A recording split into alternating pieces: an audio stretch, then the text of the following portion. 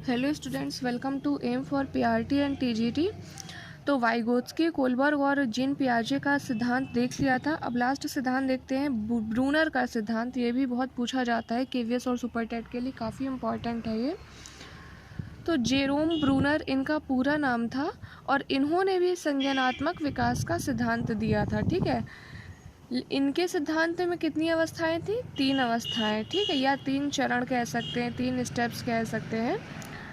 पहली है संक्रियात्मक अवस्था, इसे कहते हैं इलेक्टिव फेज, जो कि 0 से 1 वर्ष तक होती है। दूसरी अवस्था है दर्पण प्रतिबिंब अवस्था, यानी कि मिरर इमेज स्टेज, ये 1 से 7 वर्ष तक की होती है। और तीसरी है प्रतीकात्मक अवस्था, यानी कि सिंबॉलिक स्टेज, जो कि 7 से आगे वर्ष तक चलती है। अब ये अवस्थाओं के बारे में जान लेते हैं क्या होती हैं। बहुत ही छोटा सा इनका जो है सिद्धांत है और बहुत ज़्यादा इसमें कुछ नहीं है, जितना है इम्पोर्टेंट वो मैं आपको बता दे रही हूँ। तो पहली अवस्था इनकी संक्रियात्मक अवस्था, यानी कि इलेक्टिव फेज। तो ये 0 से 1 वर्ष तक चलती है, जब तक बालक 1 वर्ष का हो जाता है। इसमें क्या होता है, इस अवस्था में क्योंकि 1 वर्ष तक का बालक है तो भाषा डेवलप तो होती ही नहीं है, भाषा तो मतलब उदय होती ही नहीं है। तो बालक क्रियाओं को प्रकट करता, क्रियाओं द्वारा जो है अपनी जो भी कह सकते हैं इच्छाएं हैं, या जो भी अपने मन के विचार हैं, बातें हैं, जो भी उसको समस्या है, वो विभिन्न क्रियाओं के द्वारा, विभिन्न तरीकों के द्वारा प्रकट करता है। कैसे, इसको एग्जाम्पल से समझेंगे। जैसे 0 से 1 वर्ष का बालक है, ठीक है, 6 महीने का बालक है सपोज करो, ठीक। अब उसको भूख लगी है, अब उसके पास भाषा तो है नहीं कि वो बोल के बता दे मुझे भूख लगी है। तो वो क्या करेगा, क्रियाओं द्वारा, यानी कि रो करके प्रकट करता है कि उसको भूख लगी है। ठीक है, तो भूख लगने पर बालक का रोना, ये क्या हो गया, यही संक्रियात्मक अवस्था में होता है। संक्रियात्मक अवस्था क्या कहती है कि बच्चे में भाषा ना होने के कारण, बच्चे के पास भाषा का उदय ना होने के कारण वो विभिन्न कार्यों को, विभिन्न कह सकते हैं विचारों को, विभिन्न अपनी बातों को या इच्छाओं को क्रियाओं के द्वारा प्रकट करता है। इस अवस्था में, किस अवस्था में, संक्रियात्मक अवस्था में, इलेक्टिव फेज में। जैसे कोई 6 माह का बच्चा है, उसे भूख लगी है, तो भाषा ना होने के कारण वो रो करके प्रकट करेगा कि उसको भूख लगी है।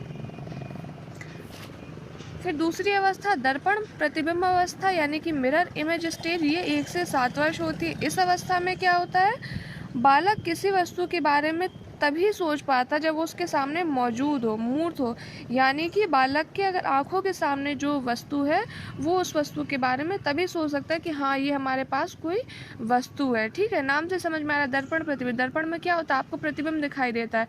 जैसे आप हट जाते हो तो दर्पण से आपका प्रतिबिंब भी हट जाता है। ठीक है, जैसे कोई छोटा सा बच्चा है, आपने उसके सामने, आप उसको मोबाइल में दिखा रहे हो वीडियो, वो बड़े मज़े से देख रहा है। ठीक है, फिर आप मोबाइल को हटा दो, ठीक, तो थोड़ी देर तक उधर वो करेगा मोबाइल कहाँ गया, लेकिन फिर वो भूल गया कि मोबाइल जैसी कोई चीज़ थी, कोई वस्तु थी, क्या था। ठीक है, कहने का मतलब बालक किसी वस्तु के बारे में तब सोच पाता है जब वो उसके सामने मौजूद होती है या मूर्त होती है। इसको ऐसे एग्जाम्पल के द्वारा समझ सकते हैं कि बच्चे को दूध की बोतल दिखा दिया, ठीक है, तो क्या करता है, जीभ लपलपाता है कि, लेकिन फिर बोतल हटा दो तो फिर थोड़ी देर में उसको भूल जाता है कि बोतल जैसी कोई चीज़ है या कोई वस्तु है। ठीक है, तो उसके सामने मौजूद होती तभी उसके बारे में वो सोच पाता है। ठीक है, नाम से याद रखेंगे दर्पण प्रतिबिंब अवस्था, यानी कि दर्पण में प्रतिबिंब बनना। ठीक है, यानी कि जब दर्पण के सामने आप होंगे तभी आपका प्रतिबिंब बनेगा, आप हट जाएंगे तो दर्पण से क्या है, प्रतिबिंब भी हट जाता है। या कोई भी वस्तु हो, दर्पण के सामने होगी तो दर्पण में प्रतिबिंब बनेगा, दर्पण के सामने से हटा लो तो प्रतिबिंब भी हट जाएगा। इसके बाद लास्ट है प्रतीकात्मक अवस्था, यानी कि सिंबॉलिक स्टेज, जो कि 7 से आगे वर्ष तक चलती है। ठीक है, इस अवस्था में क्या होता है, बच्चा समझ जाता है कि कुछ वस्तुएं जिनको हम क्या कह सकते हैं, वास्तविक रूप से नहीं प्रकट कर सकते, उनको हम प्रतीक जो है, उनको हम प्रतीक के रूप में यूज़ कर लेते हैं। प्रतीकात्मक अवस्था यानी सिंबॉलिक स्टेज, नाम से ही समझ में आ रहा है, प्रतीक के रूप में चीज़ों का यूज़ करना। बच्चा समझ गया कि ये चीज़ें जो है इनको हम वास्तविक रूप से नहीं प्रदर्शित कर सकते, इसलिए इसका प्रतीक ले आए। जैसे कि बच्चे को आप क्लास में ग्लोब दिखाएं तो बच्चा जानता है कि जो पृथ्वी है, जाहिर सी बात है उसको क्लास में नहीं दिखा सकते, इसलिए हमारे टीचर ने ग्लोब के माध्यम से पृथ्वी को प्रदर्शित किया है। ठीक है, जो ग्लोब है वो पृथ्वी का क्या है, प्रतीक है। ठीक है। तो बच्चा इस चीज़ को जानता है कि पृथ्वी होती है, पृथ्वी वास्तविक है, लेकिन पृथ्वी को क्या कर सकते हैं, कक्षा में ला कर के नहीं दिखा सकते, इसलिए उसका प्रतीक यानी कि ग्लोब कक्षा में दिखाया जा रहा है। या जैसे कोई मैप है, ठीक है, भारत का मैप है, अब उसमें दिखाया जाता है कि ये जो नदी है यहाँ से निकल के यहाँ जा रही है, तो बच्चे को पता है कि नदी है, नदी का अस्तित्व है, लेकिन नदी क्या है, मैप में सीधे नदी तो बह नहीं सकती है।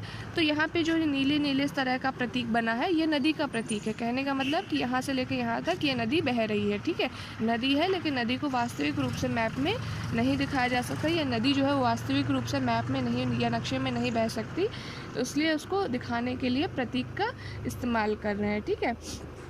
तो ये कब होते हैं, प्रतीकात्मक अवस्था में, ठीक है। बच्चा 7 वर्ष से ज़्यादा का होता है तो उसके अंदर इतनी समझ डेवलप हो जाती है कि जिन वस्तुओं को वास्तविक रूप से नहीं दिखाया जा सकता, उनके प्रतीकों का इस्तेमाल करके उन वस्तुओं को प्रदर्शित किया जाता है, या प्रतीकों के रूप में उन वस्तुओं को प्रदर्शित किया जाता है। तो बस यही 3 अवस्थाएं या 3 स्टेप्स या 3 चरण कह सकते हैं जेरोम ब्रूनर के संज्ञानात्मक सिद्धांत के। तो इसके साथ ही साथ आपका जो बाल विकास का जो भी ये चारों इम्पॉर्टेंट जो मनोवैज्ञानिक थे, इनके सिद्धांत कंप्लीट हो गए, वाइगोत्स्की, कोलबर्ग, पियाजे और ब्रूनर। और आपने अगर वीडियो नहीं देखी हो पहले तो आप देख सकते हैं, ठीक है। और जो चीज़ें इंपॉर्टेंट है, जो पॉइंट्स है, जो हेडिंग इंपॉर्टेंट है, जो एग्ज़ाम में पूछी जाती है, वो भी मैंने आपको बताई हुई है कि ये इंपॉर्टेंट है और इन्हें आपको ध्यान रखना है। तो अगर आप यूपीटीजीटी बायोलॉजी, एलटी बायोलॉजी की तैयारी कर रहे हैं तो इनके नोट्स बिल्कुल कंप्लीट है। जैसे ही कोई ऑफिशियल अपडेट आती है या फिर कोई नोटिफिकेशन आता है तो मैं इनके नोट्स को वीडियो के माध्यम से प्रोवाइड करना स्टार्ट कर दूंगी। इसके अलावा अगर आप केवीएस, एनवीएस, सुपर टेट या कस्तूरबा वैकेंसी की तैयारी कर रहे हैं तो भी आप चैनल के साथ जुड़े रह सकते हैं। जैसे ही भर्ती संबंधी कोई भी जानकारी आती है मैं उसके बारे में आपको नोटिफिकेशन प्रोवाइड करा दूँगी। All the very best, thanks for watching.